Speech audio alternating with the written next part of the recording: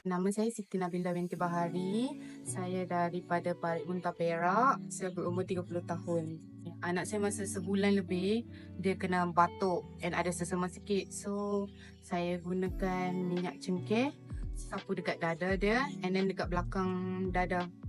And then tapak kaki, saya sapu and then saya pakai stokin lah kat dia. Tapi saya campur dengan patch juga.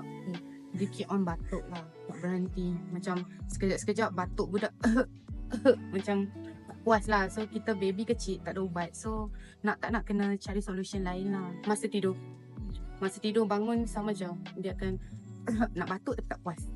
Kalau perbezaan dia tu ada. Lepas 3 hari memang totally hilang lah. Kalau minyak dengan patch tu I combine yang dekat masa batuk tu is macam dalam 3 hari tu kira satu pack tu kan ada 6 pieces. So untuk 3 hari memang terus hilang. Sebab I dah repeat 3 kali. Sapu kat dada. Even though kalau sesama pun dia function.